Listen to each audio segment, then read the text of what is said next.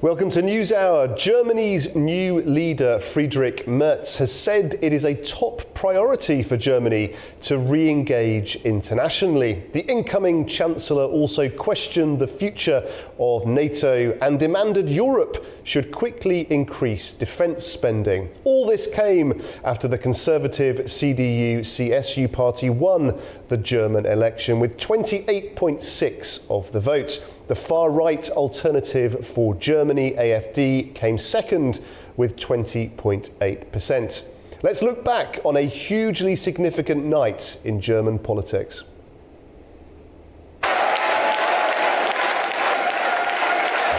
Germany's opposition conservative bloc, the Christian Democratic Union, emerged victorious in Sunday's national election, securing nearly 30% of the vote.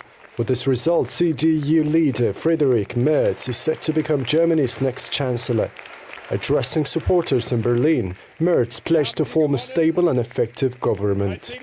But now we're going to talk to each other, and the main thing is to create a government in Germany that can act as quickly as possible with a good parliamentary majority. Because, dear friends, the world out there is not waiting for us. Meanwhile, the far-right Alternative for Germany made unprecedented gains, finishing in second place with nearly 20% of the vote, nearly doubling its previous election results. We have gained 100%, and that is something you have to achieve in the first place. We are now the political middle, and you can see who is on the outskirts behind us. The parties we have overtaken. Despite its surge, the AfD remains politically isolated. All major parties have ruled out forming a coalition with them. However, AfD leaders claim the election signals a shift in public sentiment on key issues such as migration and economic policies.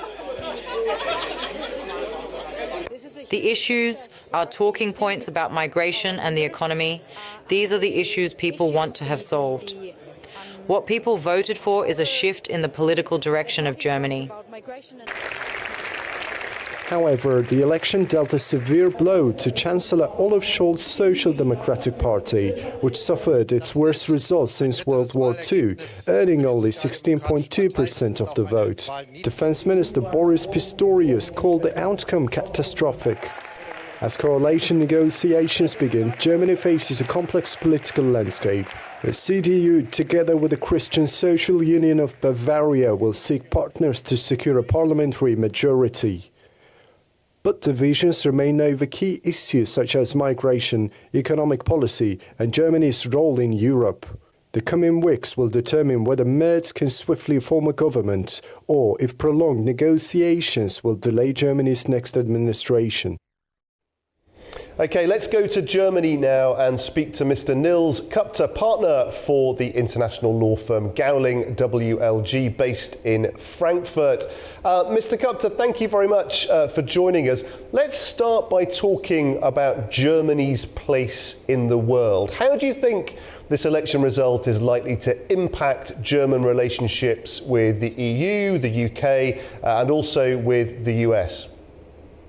Yeah, thank you for having me. Well, the Christian Democrats have won the election. This is the outcome, at least, of the preliminary result.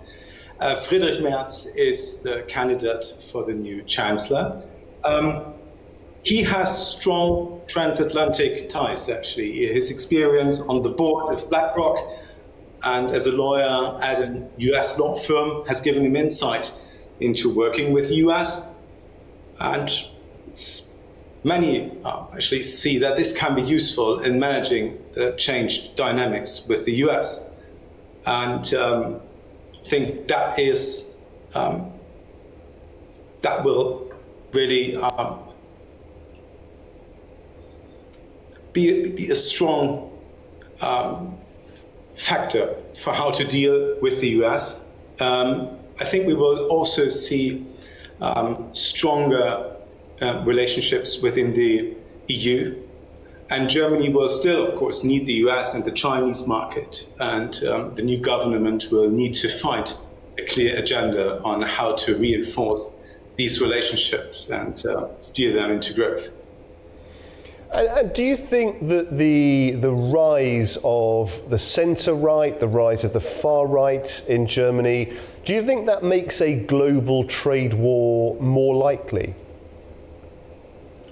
Well, look, we've seen a significant rise of protectionist measures all over the world since years. And actually, we've already prepared a paper on that here at Gowling. And also Germany has contributed to this protectionist measures with approximately, if I remember correctly, 11,000 of such measures since 2017. However, many within Germany advocate for more diplomatic negotiation style with the US, and Germany needs to regain its economic strength, and a tariff war would not help this. So it remains to be seen how that will play out. So this Germany first style protectionist policy approach, is this something that's been spoken about widely in Germany? And if it does come in, how is that likely to affect business? Well, so again, protectionist measures are, of course, not only tariffs, but also subsidies and all kinds of measures that are aimed at protecting domestic industries against competition. What is heavily discussed is if we have counter tariffs, that this will end up in a trade war. That is nothing that Germany wants. So I think we will see a measured approach of protectionist measures in the next few years, but that remains to be seen, to which extent. And of course, regulation, it's one of those factors that's been blamed for stagnating economic growth in Germany. A new government now, a new vision, will likely mean new regulations, if not more regulations. How are companies, and you work with many companies, don't you, across the country, how are companies preparing then to deal with those regulatory changes? So that's actually quite interesting, because one of the biggest demands from businesses and my clients for the new government is to cut excessive bureaucracy actually and regulation to make investments here in Germany more favorable again. So I don't think that we will see much more new regulation. There's a broad political consensus on the need to cut excessive bureaucracy, and the next pillar, for example, is to lower energy costs to support the businesses and consumers alike. And of course, the new Chancellor inherits a pretty long, a pretty difficult to-do list. He's got to do lots of difficult things simultaneously: diversify the German economy, reduce energy prices, and at the same time strengthen European cooperation. To be frank, how on earth can all of that happen at the same time? That, of course, is a good question. Difficult task that the new government is in there. But I think because they are aware of the concerns and they are so severe, they will approach them in a very, very short period of time. And given the economic challenges and shifting geopolitical landscapes, so Germany will likely explore new trade partnerships, particularly with Canada, India, and Southeast Asia. That is, I think, one thing that we will see. And at the same time, efforts will be made to stabilize and strengthen existing relationships with key trade partners to ensure mutual beneficial agreements. And I think stabilizing the economy is what we will see first, and there is the priority. Mr. Gupta, there's been a lot of talk about stagnation in European economies. You spend your days as a trade expert working with various different businesses. What do you see? Do you think perhaps it's been unfair, the stereotype that's been painted? Is Europe really stagnating, or do you also see opportunity, innovation as well? Look, I think this change in politics now, also the new Trump administration, that offers a lot of new developments, new opportunities. And I think we will get out of that here. And so I'm very optimistic. And the clients that I talk to are also very optimistic that we will see more investment, more transactions here. That's what I think is likely.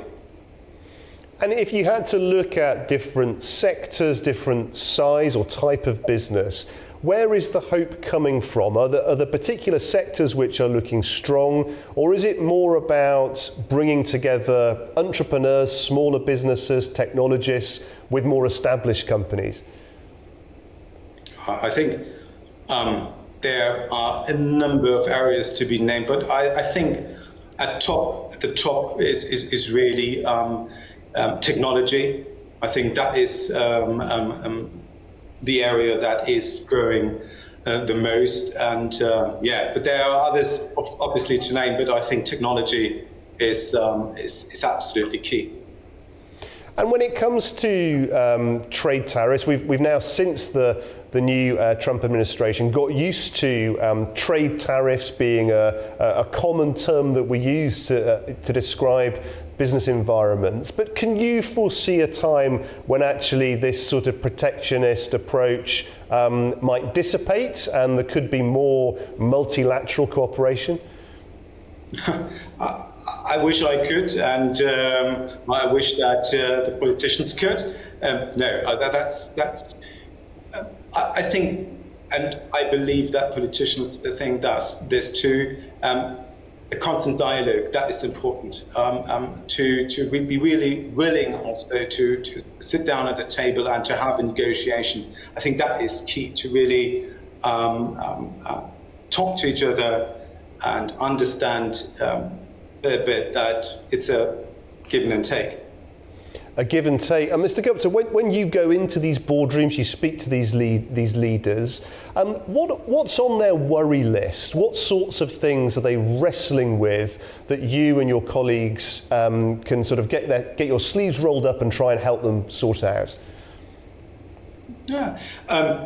So I'm a trade law lawyer and I'm a disputes lawyer. So it's in that capacity a little bit different as a disputes lawyer. But I think the two areas where the businesses are struggling the most with that I talk to, that is really regulation, excessive bureaucracy that they're spending lots of time on, and that really hurls them away from growth. So that is top priority.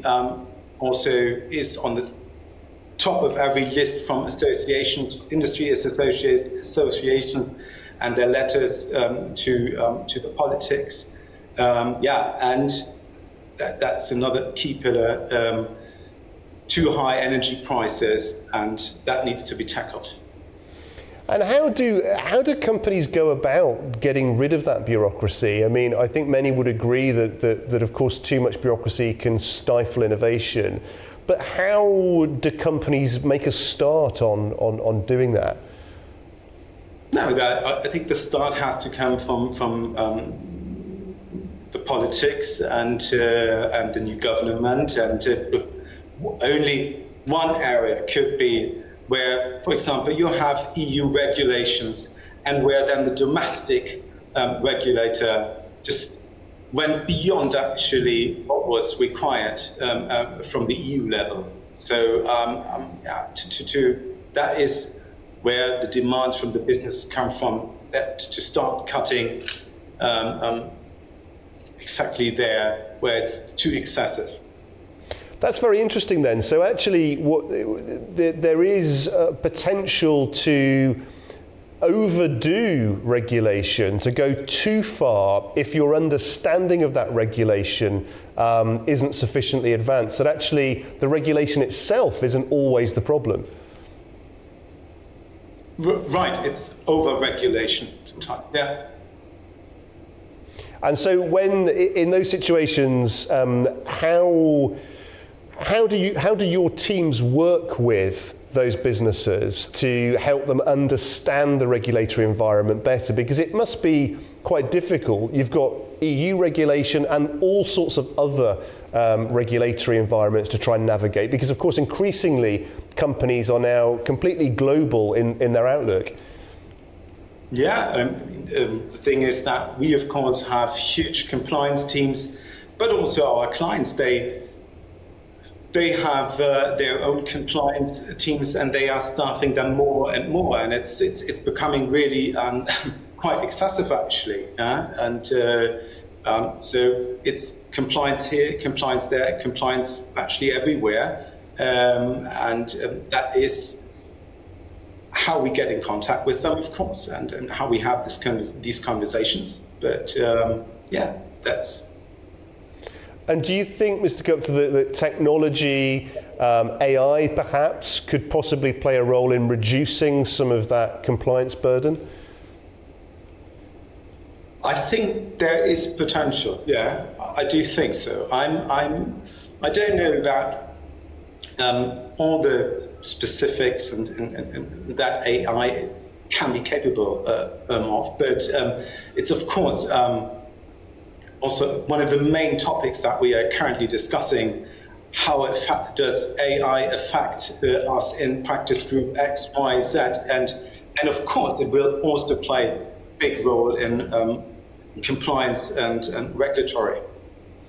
And finally, Mr. Gupta, your message, if you had to speak to the business community of Germany after this result at the election, what would your message to CEOs across the country be? What are the things they really ought to look at and prioritise over the next 12 months? So I would say we are in a very, very dynamic world currently, but stay calm and don't do things in a rush. Stay calm, don't do things in a rush. A very apt message to end on. Niels Gupta, thank you very much for joining us, speaking to us there from Frankfurt. Well, that is all we have time for on this edition of Newshour. Please stay with A News for more news and analysis. And from all of us here in Baku, thank you very much for watching.